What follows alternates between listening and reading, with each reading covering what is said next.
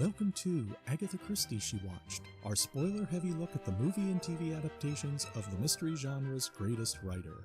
I'm Bill Peschel of Peschel Press, publishers of the annotated novels of Agatha Christie, and today we'll be talking about traveling salesmen, boarding houses with benefits, murder parties, and dangerous backgammon. It's the ABC Murders, the 2018 version written by Sarah Phelps and starring John Malkovich as Hercule Poirot. But first, let me introduce my partner in marriage as well as crime, of the fictional kind, Teresa Peschel. Hello, Teresa. How you doing? Hi, Bill. It's always a pleasure to be here with you in your little office under the stairs, even when we have to discuss movies that are, well, it's not the travesty that Tony Randall did to the ABC Murders, but if you're familiar with the novel, I suggest you put that entirely out of your mind. After we were watching the first of 3 hours of this, at the end of the first hour, I said the truth in advertising would actually be to say, instead of Agatha Christie's The ABC Murders, this is Sarah Phelps's ABC Murders. Boy, howdy. Boy, howdy. You can really see how she feels about working class people because I've now seen 4 of her 5 films, and I think that she thinks basically anybody who works with their hands is not a nice person. Well, actually, there wasn't anybody, with the possible exception of Inspector Japp, who was retired and died of a heart attack within like the first 5 minutes. There was nobody on that screen who wasn't a deeply unpleasant person heading into mental illness territory. Lily Marbury was probably the closest to being a decent person, and Alexander Bonaparte Cust was probably a very decent person underneath his issues with his brain tumor. Everybody else was venal, mean-spirited, nasty, out for their own selves. Maybe the owner of the factory of Twinkle Toes Hosiery, he seemed like a decent person, but overwhelmingly, every single person that you meet, you want to take a shower afterwards because they're all so unpleasant. And this is over 3 hours, which we did see in one evening. So some of the things have to be because of the fact that this was broadcast over an hour, 3 times. So some of the criticisms that we will talk about here is probably there's a reason behind that, like the frequent flashback. We're going to hear about Poirot's past. And that's when they show this sequence of events in 1914 in Belgium. And gradually leading up to the big reveal in the last episode. And when you do an hour TV, and then a week later you get episode 2, and then a week later you get episode 3, you have to remind the audience of what it is that they saw. But when you are watching it all at once, all you can think is, why didn't you cut this and make this half an hour shorter? Because then it would have zipped along so much better. But the format is different. If you do all 3 hours at once, you're going to be sometimes looking at your watch and thinking, A, B, C, D, E, F, G. How can I make this go any faster? But other than that, though, it looks like she followed the story, followed the novel, pretty much beat for beat, was fairly faithful to it. Fairly faithful it's all to the novel. Extra stuff that she adds to it and her removes. general attitude towards it. Or removes. She removed a number of people. Alice Asher, the old lady in the tobacconist shop, she had a niece who loved her, a niece who was very upset by this, a niece who was a very decent girl in service. She inherited a tiny bit of money when her aunt died, but she really wanted to have her aunt back. And so, of course, she got removed from the cast because she would have been a decent person. Lily Marbury remained a decent person, but she lost the boyfriend that she had in the novel. Hastings disappears. If you were expecting to see Hastings in this episode, our man Hastings had the sense to remain in Argentina on the ranch, because he certainly does not show up. Poirot himself got a major backstory rewrite. I mean, she just made it up out of whole cloth, and you watch this, and when you finally get the big reveal at the end, all you can think is, why did he lie? He didn't have to lie.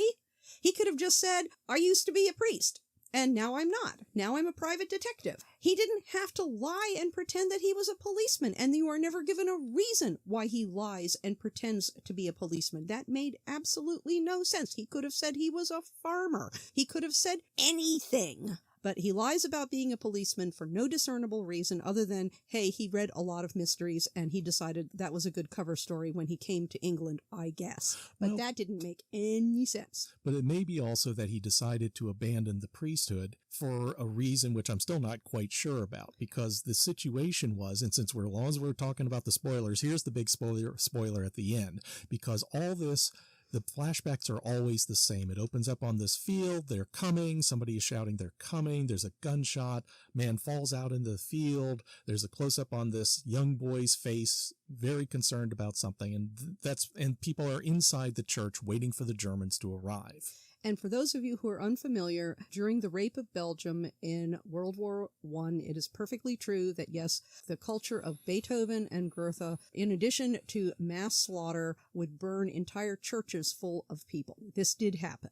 How much of it, though, was also as a result of Allied propaganda as well, because Germany, in order to attack France, went through neutral Belgium, which was a violation of the laws of war, and was used to great effect by the Allies. And it turns out that Poirot was the priest for that church, and he goes out to meet the Germans to beg them to be humane and not attack the church. Because he believes that they will spare the church because, of course, and he had pretty much rounded everybody up to take refuge in the church because the church was safe ground, it was holy ground, it was sanctuary. And, of course, he was shot out in front of the church, and then the German troops set fire to the church and burned everyone to death. Yeah, he wasn't shot, he was hit on the head, which left a scar. Oh, right. He was coshed. But he was knocked out. He was knocked out and was left for dead, which proves, folks, once again, why if you were actually doing this, remember the second law of zombie defense, which is double tap. Because you've got a handgun, you've got bullets to spare. Just make sure you're done. Right. So Poirot wakes up and sees the church in flames, and of course he flees as a refugee. And when he arrives in this country and when he arrives in England and he's asked what his occupation is, he looks over at a policeman and says, well, I'm a policeman too, because... Well, I guess. Again, I mean, there was no reason for this. I must have missed that. That is what happened on the film? Oh, yeah, because he's in this room, I guess, waiting to be helped. Waiting to be processed. Waiting to be processed. And there was a policeman there, and apparently somebody fell over, and the policeman was helping them up, and I guess he decided, well, I still want to be helpful, and the church is not going to be helpful because... I lost my faith. So I'm a policeman now. In the opening of the movie... Poirot is on his uppers. It's the mid-30s, and apparently he's no longer the golden boy of the 1920s. Inspector Japp, who had been his strongest supporter in Scotland Yard, has retired, and it came out that Poirot had lied about being a policeman, and nobody had been able to find anything about his police records in Belgium. They never found a single scrap of evidence saying that he was a policeman. And remember, at the same time, we see this, that he was apparently a famous private detective after World War I and the events of Styles and working with Japp all through the 20s. But he got older, and people discovered that he hadn't indeed been a policeman. And at the same time, I guess in order to make money, he wasn't just being a private detective. He arranged murder parties for the amusement of the wealthy. I really wonder where Sarah Phelps came up with that. Well, we do know where she gets that from. Dead Man's Folly. Oh, that's right. Ariadne Oliver did a murder party, and she never did another one after that. But I'm thinking of The Hollow, where Poirot actively told Lady Anquetel, I don't do that kind of thing. He disapproves of it. He doesn't think of murder as a game. That's why he was so adamant with Mr. Shaitana in Cards on the Table. Murder isn't a game. Folks, I have watched 150 some Agatha Christie adaptations, and I've read the entire oeuvre. Poirot does not host murder parties. I don't care. He doesn't host murder parties. It's not a game. Well, and he did say during the flashback to this murder party that he talks about, tomorrow I will hunt murderers, but tonight we'll pretend. We'll pretend we will have blood. And just like we had at the Ren Fair, remember? They taunted the audience with the promise of blood. Oh, and we were all screaming for blood. Absolutely. People love blood. And when you're sitting there on your couch and you've got your snackies in front of you and your cat's in your lap and you've got air conditioning vacationing and you're safe and you're comfy and you're cozy, and you don't think about there's a savage underneath the skin of every single one of us. But what was also odd about that was Poirot didn't know about this. Apparently it was a scandal inside Scotland Yard. Japp was forcibly retired for reasons I'm not quite sure. I mean, Poirot helped him, and I guess they didn't like the fact that they couldn't find anybody. They didn't even find policemen that they talked to said Poirot never heard of him from Belgium. And so Japp apparently took the fall and retired, and Poirot had no idea. This is typical movie stuff, because if any of these people had communication skills, you wouldn't have a story. It could have been done better, because the people involved in making this movie do have communication skills, and yet their characters are all as dumb as boxes of rocks when it comes to saying, read the newspaper and you see these big stories about how Poirot has been unmasked as a fraud. You think that would be a big newspaper scandal? It would be a and huge it's newspaper like nobody scandal. ever asked him. Yeah, and this happens in Scotland Yard, and nobody apparently leaks it to the press. Which I cannot believe, absolutely cannot believe, because he made Scotland Yard look like fools often enough, and somebody would have told Fleet Street, and Fleet Street has been what it has always been, which is a great story like this that makes everybody look like fools and will sell newspapers by the pallet load. Of course they're going to report this. And again, this was dumb. This was dumb plotting. And Poirot finds this out because he's receiving mysterious letters from ABC taunting him. Somebody who obviously knows Poirot. Knows where he lives. And as we know in the book, threatening murder. So he goes to Ron Weasley. Which was Might have really been the first problem. It's our Ron, all grown up with a little mustache, not like Poirot's mustache, but he's got a little mustache to make him look less like Ron Weasley, all grown up. But there he is, and it is kind of hard to not think of Ron Weasley, but he's doing his best. Yeah, and he does a good job. I think he did a very fine job playing a pissed off police inspector who is envious of Poirot's brain. And Actually very rather insecure. and very young and very young. He looked really young compared to what I would have expected a police inspector to be. It's almost like he's one of those, well-connected young men who went off. What was that magical police school that policemen started going to? It showed up in a Tommy and Tuppence episode, and I cannot remember.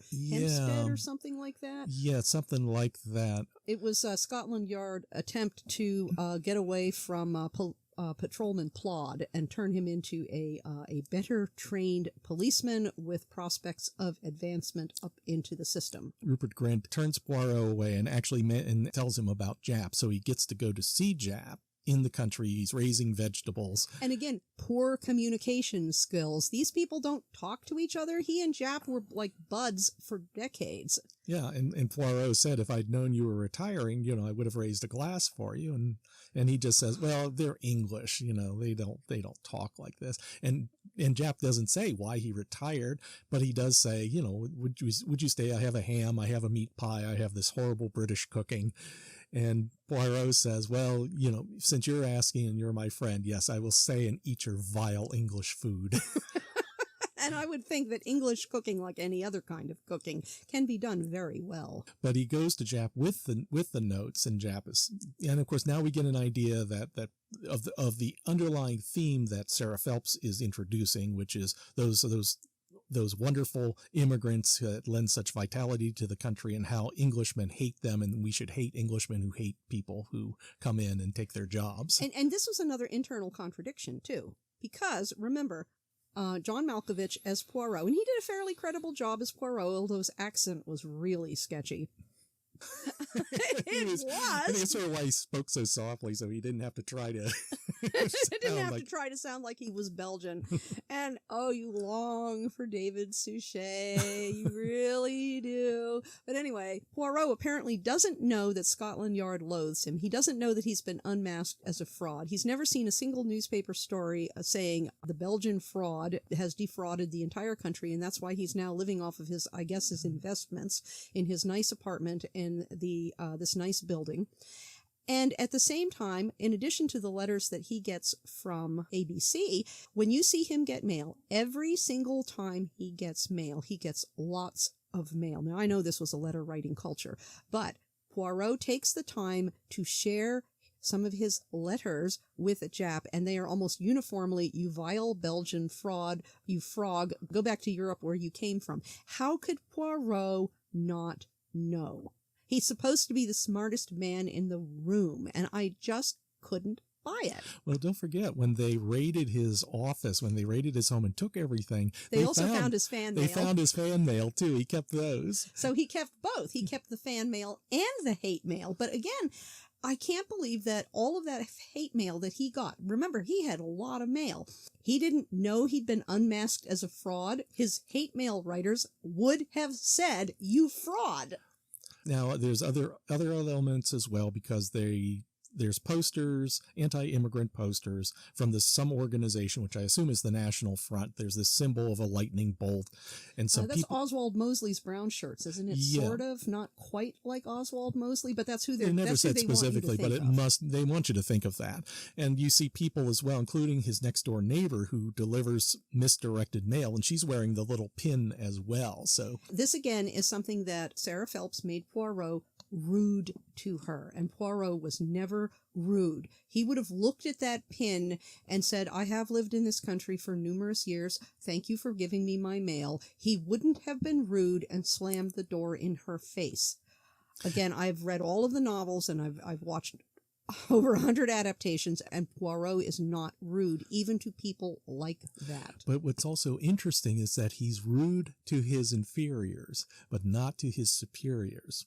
Because remember, at the very end, when the killer has been unmasked and his last request was, "I want to have breakfast with Poirot," and he's ragging on Poirot, blaming Poirot for turning him into a serial killer, and Poirot just takes it, and he's very mild and very calm, and he never says, "You wanted your brother's title, and you wanted the money, and so you murdered him. You came up with a plan to murder him, and you're trying to put it on me, and no, it has nothing to do with me." And by the way, that also brought up another piece of weirdness, because they are sitting in what appears to be, I guess, the cafe or the cafeteria right next to the gallows. Well, so the prisoners can hear the entertainment. I guess. I mean, it's a rather nice looking cafeteria, but that seems to be what it is some kind of a cafeteria. I guess they bring the tray of food to you, or you get your tray, because it doesn't really look like Morrison's, but that's kind of the sensation. And Poirot... It wasn't a cafeteria. I think all it was just those are the tables where the prisoners get to meet. And they're open tables. It's not like America where they put a sheet of plate glass and a phone on each side. This was England in the 30s, so I guess they did it al fresco. But it's I just don't buy it. I couldn't buy Rose Marbury. She's the landlady for A.B. Cust, and she is a vicious, venal harridan, and she pimps out her own daughter, who somehow manages to retain this Christ-like innocence. I don't know how, because girls in that situation usually don't stay innocent. And every single person that you meet, virtually every person, unpleasant. There were things to like. I mean, it looked great. It looked great, and other than John Malkovich's sketchy accent, I think they handled a lot of things well, but it wasn't Agatha Christie. It certainly wasn't the ABC Murders, but I would say that this is a better adaptation, a closer adaptation, despite the wholesale rewrites. This is still better than Tony Randall's ABC Murders, which had almost nothing to do with the ABC Murders, although it did have Hastings. Except it wasn't Hastings. It was Robert Morley running around in a towel. Well, I will say it's different. Who should not be running around in a towel, by the way. There was a really weird scene in there. He's eating breakfast in this boarding house, and it's a runny egg and this horribly buttered toast, and he's sitting there in shock because he's seated. He can see one of the other tenants, who is this incredibly obese man, and he has the world's largest cyst on the back of his neck. And again, this is something, I looked at that cyst, I looked at that boil, and I thought, somebody would have squeezed it, it was ready to burst, and you would have burst it yourself just to make it go away, because when they are that size, they hurt. And I just couldn't believe, again, that somebody is going to have that kind of a boil on the back of their neck, and they're just going to leave it because it's accessible. Oh, it was huge. It was the size of like a tennis ball. And of course he's staring at it. And then he breaks into the egg, and it is and of course it's runny and yolky. Well, Rose Marbury obviously makes her eggs on the juicy side, and many of us do like our eggs on the juicy side. I like my eggs on the juicy side. If you're sitting there looking at somebody's boil ready to burst, and you look at the egg on your plate, and you put your fork into it, and the yolk just bursts out, and it's dripping, it's kind of off-putting. Speaking of off-putting, what about the sex scene with Lily? Oh, was that the one where you're just hearing her putting out for the fat old man with the boil? Or is this the one with Cust, where she is, but no, she isn't forms. actually having sex with him. No, she's tying him up on the floor and with the silk stocking, and then she walks across his back, and she apparently has one of her the heels of her shoe is damaged, so I guess the nail is slightly protruding, because again I thought about the damage on the shoe, and so you're seeing these red welts. These are wounds. These are open wounds, like 3 or 4. I thought he was into having cigars being put out on his back, but no, this is apparently his from her walking on his back to try and drive out the monsters, and this is because he has an underlying health issue. He has a brain tumor, and it is perfectly true that brain tumors can radically alter behavior. You know, people who have had radically altered behavior, they end up in the doctor's office for some other reason, and that's when they discover that, hey, did you know you have a brain tumor? Well, and he had epileptic fits as well that left him damaged, and he didn't know what was going on. He didn't know what was going on, except he considered himself a monster. Yes, because there was something wrong with him. He knew there was something wrong with him. So we have this long extended sequence, and this is one of those where you're watching this woman hanging on the pipes overhead, digging the heels into the wounds, and I just couldn't buy it. Shown in loving detail. In loving detail, folks. On and on. This is what you have. This is what you get when you have 3 hours to fill. Oh my God. Sometimes it was just so tedious. But again, this is the function of we're watching all 3 hours in a row instead of 3 hours a week with a week in between each episode, where you have to be reminded, because if you're watching like that, you won't remember. You really won't. And it has a completely different feel. A 3-hour movie needs to zip along and be loaded with stuff, whereas a 3 one-hour TV episodes separated by at least a week in between, you've got to be reminded. Especially how Sarah Phelps does all this is how unrelievedly grim this is. And I'm reminded of a quote from Terry Pratchett, who talked about balancing grimness with humor in order to shine the contrast, to heighten the contrast of it, because with the unremitting gloom of this episode, and after you've seen a couple of Sarah Phelpses, you understand this is what you can expect. You just start looking for it. You start anticipating it, because I was expecting more things that happen. I was predicting plot points, and I was 100% wrong. I thought, in the end, Poirot is going to be a German, and he's the one who shot the priest, and that's what's... and I was utterly because wrong. You were staring at the ceiling, you were petting the cat, you were staring into your glass, you were thinking, please, God, let this be over. Oh, there were times I was just laughing out loud because it's so... But not because of the plot, Not folks. because of the plot, because... Not because the plot wanted you to laugh. It was because of the plot, because you were supposed to. Yeah, exactly. It was just so unrelenting grim, you just make your own humor. It's just like, oh, here comes the police brutality. Ooh, there it is. Yep. Called that. Everyone was uniform, almost without exception. All of the major characters were so venal. They were so unpleasant, unrelentingly unpleasant, and you really have to wonder what Sarah Phelps' childhood was like. And I don't know, maybe she just has this worldview. I have no idea. She has the luxury of indulging in artificial fear, of artificial unpleasantness, because most people really aren't. Most people are normal. These people are not normal. And what makes people normal is the majority of people are not like that. That's what makes you normal, when you belong to the majority. There was one segment that was Doncaster, where it was at the racetrack, but Poirot recognized on the vaudeville billboard. Dexter Dooley, ventriloquist. Dexter Dooley, ventriloquist. And there was this little bit of byplay between Dexter and the person he's sharing the dressing room with, because apparently the guy likes to play tricks on Dexter's dummy. Yes, Horrocks. He likes to play tricks on Horrocks. And, again, he is really unpleasant to Horrocks. And maybe some of that is jealousy of that Horrocks is the star and he's not. He's a slightly risque comic. You see him gluing Horrocks' eye closed. One eye closed. He is deliberately interfering with someone else's act to make them look bad, as well as gluing Horrocks' hand to his crotch for apparently at a previous engagement that they shared. But he is deliberately handicapping another actor. And I'm sure people do that. I'm absolutely sure people do that. But at the same time, I'm watching this and thinking, how many bookings would you get if you keep this up? Think of a Witness for the Prosecution, in which our heroine was being threatened by the star of the show. Just, remember your place. I'm Miss Moffat. I am the star of the show, and you're just a little pathetic nothing I can have thrown out. When you're the star of the show, you can be a diva right up until the moment you get knocked up and the abortion fails and you're either really sick or you decide not to have the abortion and you go off and have the baby, but you're not the star anymore.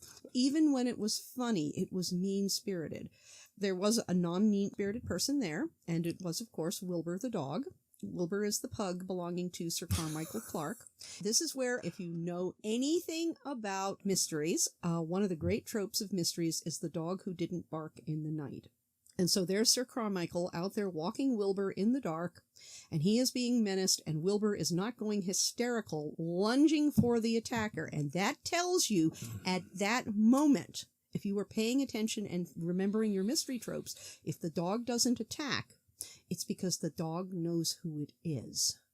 Because why would the dog attack Sir Carmichael's brother Franklin? The dog likes Franklin. Franklin is nice to him. Franklin pets him. Franklin is a member of the household. He is intimately acquainted with Franklin until Franklin murders his master, and then the dog is upset, but the dog can't talk about it. Do you think this worked? If you don't know Agatha Christie, other than the unrelenting grimness, overall I think this did work. If you completely disassociate it from the ABC murders and Hercule Poirot and Agatha Christie. This is Sarah Phelps, a serial killer mystery set in the 1930s. It is not the ABC murder. The biggest internal inconsistency is that everybody but Poirot knew why he had been ostracized, and I simply do not accept that. I cannot accept that. I won't believe that. All that's good comes from Agatha Christie. Anything she adds is a detriment to the story. The unrelenting grimness is a huge detriment to the story. Some of the plot changes. It was just everything was to make it as grim as possible. Oh, yeah. You look at Betty Barnard. Betty was a slut. No question. Betty was a slut in the novel, too. She was a good-time girl. She knew she was going to marry Donald because that's what girls have to do. But in the meantime, she was going to have as much fun as she possibly could. But here, she was really nasty. She was nasty to her sister. Stole Donald from her. Which was a change from the text. She stole Donald from Megan and then didn't want him once she had him. She had this confrontation with Donald at the Pally where Megan said, you don't know what she's like. And then they discover her. Again, this is stretched out over 3 hours instead of getting it all over with in the first hour, but that's the way the format was. Donald Fraser is a really unpleasant man, and he is openly unpleasant to Megan, who did nothing to deserve his unpleasantness except this being Hollywood, folks, even if it's British Hollywood. She's fat, she's plain, she's a little dumpy. She should be wearing low-cut blouses and a good support foundation. And he's actively unpleasant, and he wasn't that way in the novel. He had his own set of issues with Betty because of the way she was cheating on him. But he gradually turned to Megan because she was a genuinely nice girl. And here, Megan did retain some of her own characteristics from the novel, but Donald was completely rewritten, and Sarah Phelps wrote in this bizarre relationship with Megan and Betty's mother, where Donald is, it'll be so wonderful when you marry my daughter. And it didn't matter to Mrs. Barnard which daughter Donald married, because then she would have the son she always wanted, and it was weird. But it led to a very nice scene where Poirot was talking with Megan. She's saying, you shouldn't judge Donald, you shouldn't judge my mother, and Poirot says, they went off for cake, and you were grieving alone, peeling potatoes. The one time that you really want to cheer during this movie is when Megan climbs out the window to escape the fate that people are trying to arrange for her, which she deserves so much better. Thora Grey, that was a piece of real stupidity, because Thora Grey she knows exactly who she is, and she knows what she's got to offer.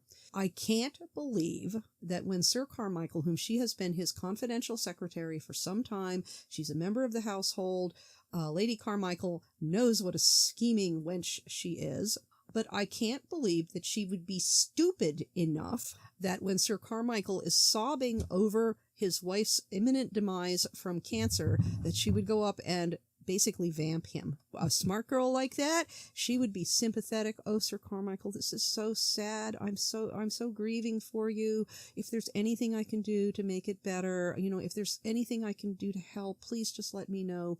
And then you walk away. You don't say, oh, let me kiss you all over, big boy, when you have just been sobbing over your wife's illness. She's going to die. She would wait a couple of months after the funeral, and then gradually they start getting to know each other better, and then she becomes Lady Clark. Because there's no reason to move in now. His wife's still alive. This felt so wrong, because this is the worst possible moment for her to put the moves on Sir Carmichael. I mean, you couldn't pick a bigger moment unless you really wanted to say that Thora Grey is stupid, but every single other thing that you've seen throughout said the otherwise. It said that she was a gold digger who knew what she was doing. Gold diggers do not deliberately undercut themselves. You have Ordeal by Innocence coming up. God only knows. It'll be the last Sarah Phelps. One of the things that's interesting, I don't think we've brought this out yet. She did 5 Agatha Christie adaptations. She got one story or novel for each of the 5 decades in which Christie really wrote. For the 1920s, we got The Witness for the Prosecution. For the 1930s, we get The ABC Murders, which is when it was published. For the 1940s, it was And Then There Were None, which I really liked. For the 1950s, it's going to be Ordeal by Innocence, because that's when Ordeal was published. And then, of course, The Pale Horse was published in the early 60s, and so it is, of course, set in the 1960s. And I really like that. We like that a lot, too. We really like that. So we'll be doing Ordeal by Innocence, and we'll find out. One last thing I do want to remind folks, at Peschel Press, we do a lot of public events. So we have some coming up. If you go to our website, the events that we have are always listed in the upper right-hand corner.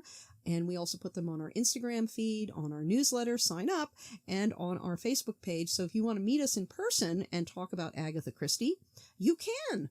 We do public events, and we're always happy to see anyone who wants to come and talk about Agatha Christie. Absolutely. And you can look over our line of complete annotated novels, including the first 6 by Agatha Christie and 1 by Dorothy L. Sayers. And that concludes another episode of Agatha Christie She Watched, and we'll see you at the movies. See you soon. Agatha Christie She Watched is Teresa Peschel and Bill Peschel. Produced by Bill Peschel. Theme song, Call to Adventure by Kevin MacLeod. New episodes come out every week wherever you stream your content. If you enjoyed this podcast, you can help support us by going to anchor.fm/mystery and leaving a 5-star rating and review, and by helping to spread the word. To advertise on Mystery She Watched, email Peschel at peschelpress.com. All questions and comments can be emailed to Peschel at peschelpress.com. And thank you for listening.